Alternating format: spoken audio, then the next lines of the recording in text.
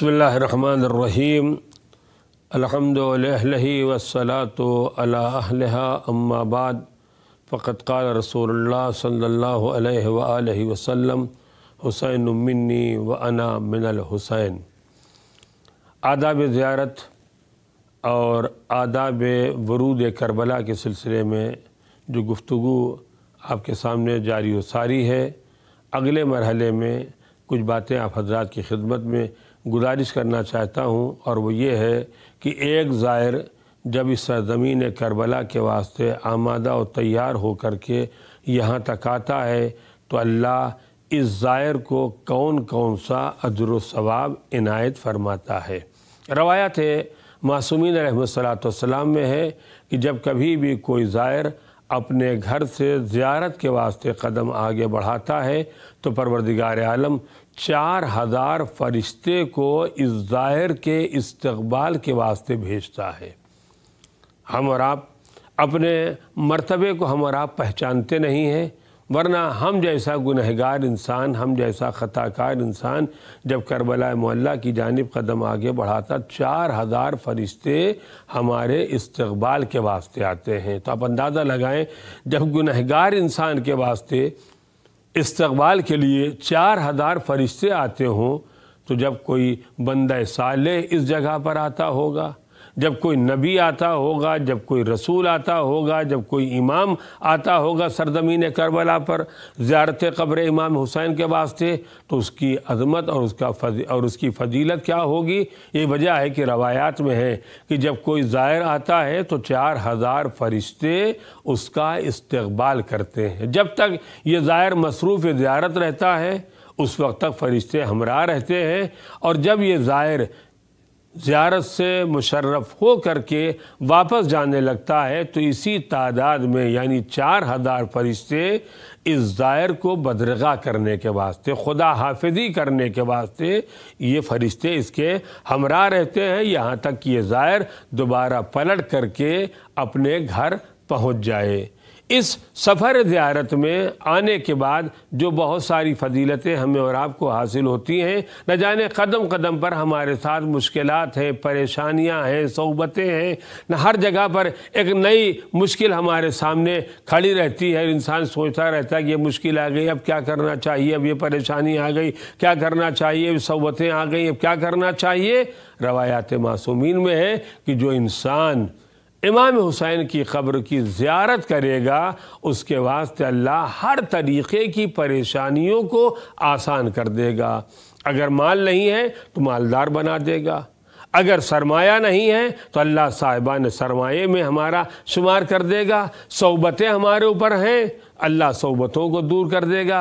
परेशानियां हमारे साथ हैं, अल्लाह परेशानियों को दूर कर देगा। हाल ये है कि रवायात में है कि अगर कोई इंसान ज़ियारत क़ब्र इमाम हुसैन से मुशर्रफ हो जाएगा तो आखिरी लम्हा जिसे जाकनी का वक्त कहा जाता है, अल्लाह इस जाकनी के मरहले में इस जाने वाले की मुश्किलात को आसान कर देता है, परेशानियों को दूर कर देता है। क्यों? इसलिए ये ज़ायर क़ब्र हुसैन है। आम हालात में अगर एक ज़ायर क़ब्र इमाम हुसैन अलैहिस्सलाम की ज़ियारत से मुशर्रफ हो जाता है तो परवरदिगार हर तरीक़े की परेशानियों से हमें नजात दे देता है। बस शर्त यह है कि इंसान हक़ के मारिफत के साथ आए, इमाम हुसैन के मर्तबे को पहचान करके आए।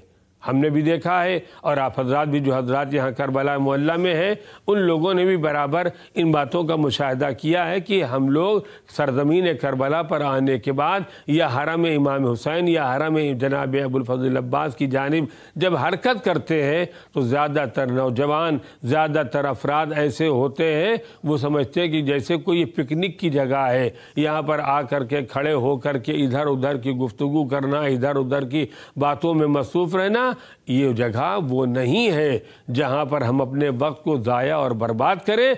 क्यों? इसलिए कि इस जगह पर हर वक्त آسمان سے فرشتوں کا نزول ہوتا ہے۔ اس جگہ پر ہر وقت انبیاء و مرسلین قبر امام حسین کا طواف کرتے رہتے ہیں۔ معصومین علیہ السلام اس جگہ پر موجود رہتے ہیں۔ اگر ہمارے درمیان کوئی محترم شخصیت آ جاتی ہے تو ہم اس کے احترام میں اپنی زبان، اپنی نقل و حرکت میں تبدیلی پیدا کر لیتے ہیں۔ لیکن نہ جانے کیسے ہم ہیں کہ ہمارے عقائد کی بنیاد پر ہمارا عقیدہ یہ ہے کہ نبی بھی ہیں، معصوم بھی ہیں، امام بھی ہیں، فرشتے بھی ہیں، ملائکہ بھی ہیں، اور اس کے بعد ہمارے نقل و حرکت میں کسی طریقے کی تبدیلی نہیں ہوتی ہے۔ لہذا ہمیں اپنی نقل و حرکت میں تبدیلی پیدا کرنا پڑے گا۔ ہمیں اس بات کا احساس ہونا چاہیے کہ ہم یہاں پر آئے ہیں سرکار سید الشہداء کی قبر مطہر کی زیارت کرنے کے واسطے، اور جب قبر مطہر کی زیارت کے واسطے آئے ہیں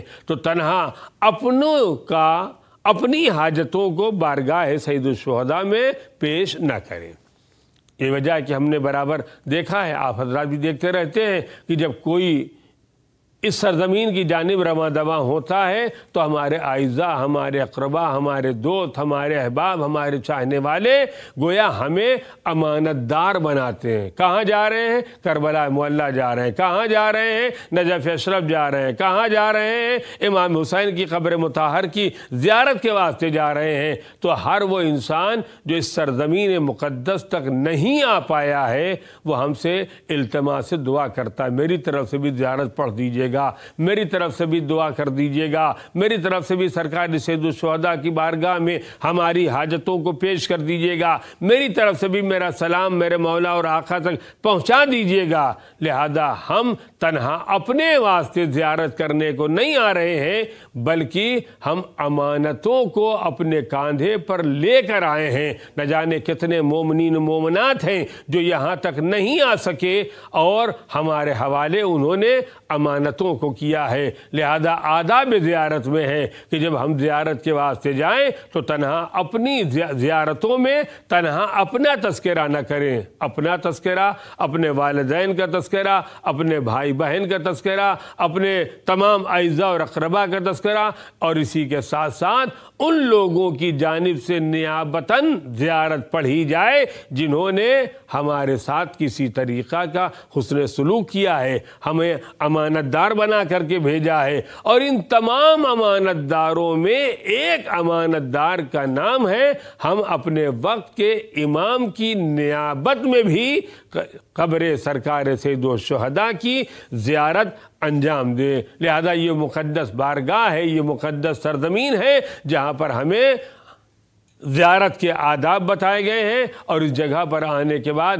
جہاں بہت سارے آداب ہمارے حوالے کیے گئے ہیں، ان آداب میں ایک بات جس کی طرف میں آخر کلام میں اپنے نوجوانوں اور اپنے ساتھیوں کی خدمت میں گزارش کرنا چاہتا ہوں کہ ہمارا دین، ہمارا مذہب اعمال صالحہ کرنے والے کو اس کے عمل کی جزا دیتا ہے۔ کوئی بھی انسان نیک عمل انجام دے گا، پروردگار عالم اس کو جزا دے گا، لیکن یہ نیک عمل جیسے جیسے جگہ بدلتی جائے گی اس کے ثواب میں اضافہ ہوتا جائے گا۔ 2 رکعت نماز ہم اپنے گھر میں پڑھیں گے، اس کا ثواب کچھ اور ہے۔ یہی 2 رکعت نماز ہم اپنے محلے کی مسجد میں پڑھیں گے، اس کا ثواب کچھ اور ہے۔ یہی 2 رکعت نماز اپنے شہر کی جامع مسجد میں پڑھیں گے، اس کا ثواب کچھ اور ہے۔ یہی 2 رکعت نماز مثال کے طور پر کربلا معلیٰ میں پڑھیں گے، اس کا ثواب کچھ اور ہے۔ یہی 2 رکعت نماز مدینہ منورہ میں پڑھیں گے، اس کا ثواب کچھ اور ہے۔ یہی 2 رکعت نماز اگر ہم مکہ مکرمہ خانہ کعبہ میں پڑھیں گے، اس کا ثواب کچھ اور ہے۔ یعنی عمل 1-2 رکعت ہے، لیکن جگہ کے بدلنے سے اس کے ثواب میں برابر اضافہ ہوتا جاتا ہے۔ اسی طریقے سے خدا نہ کردہ اگر ہماری زندگی میں کوئی گناہ سرزد ہو گیا تو جیسے جیسے ثواب کے مرحلے میں جگہ کے بدلنے سے ثواب بڑھتا جا رہا تھا، اسی طریقے سے گناہ کے مرحلے میں اگر جگہ بدلتی جائے گی تو گناہ میں بھی اضافہ ہوتا جائے گا۔ بہت سارے افراد ہیں، بہت سارے مرد ہیں، بہت ساری خواتین ہیں، اپنے ملکوں میں، اپنے شہروں میں، اپنے گھروں میں، اپنے خاندان کے افراد کے درمیان وہ حجاب کریں یا نہ کریں، وہ پردہ کریں یا نہ کریں، لیکن اگر اس سرزمین پر آ گئی ہیں تو ہمیں کم از کم اس سرزمین کی عظمت کا خیال رکھتے ہوئے اس بات کا خیال رکھنا پڑے گا کہ کہیں پردہ کیا ہو یا نہ کیا ہو، کیوں کم از کم سرزمین کربلا پر حجاب کا خیال رکھنا چاہیے، پردے کا خیال رکھنا چاہیے۔ کیوں رکھنا چاہیے؟ اس لیے رکھنا چاہیے کہ پردے کا پیغام شہزادی زینب نے اسی کربلا معلیٰ سے ہمارے اور آپ کے حوالے کیا۔ اسی طریقے سے بعض نوجوان ہیں جو ہر جگہ پر اپنی داڑھیوں کو مونڈا کرتے ہیں۔ اپنے گھر میں اگر آپ نے مونڈ رہے ہیں تو آپ جانیں، آپ کا پروردگار جانے، لیکن کم از کم اس سرزمین پر آنے کے بعد ہم آئے ہیں حصول ثواب کے واسطے، ہم آئے ہیں اپنی عاقبت کو بنانے کے واسطے، ہم آئے ہیں اپنی آخرت کو بنانے کے واسطے، ہم آئے ہیں بارگاہ سرکار سید الشہداء میں اس بات کی التماس کرنے کے واسطے، پروردگار اس قبر حسین کا واسطہ ہمیں عذاب قبر سے محفوظ رکھنا، پروردگار تجھے بارگاہ سرکار سید الشہداء کا واسطہ ہمیں عذاب آخرت سے محفوظ رکھنا۔ لہذا ہم آئے ہیں ثواب کمانے کے واسطے، اور جب ثواب کمانے کے واسطے آئے ہیں تو ہماری ذمہ داری ہے کہ ثواب کے راستے پر قدم آگے بڑھائیں، گناہ کے راستے پر قدم آگے نہ بڑھائیں۔ اللہ کی بارگاہ میں دعا ہے ہمیں زیادہ سے زیادہ عمل خیر کرنے کی توفیق عنایت فرما، اور ہمارے گناہوں کو اس سفر سرکار سید الشہداء کے طفیل میں ہمارے گناہوں کو معاف فرما۔ والحمدللہ رب العالمین۔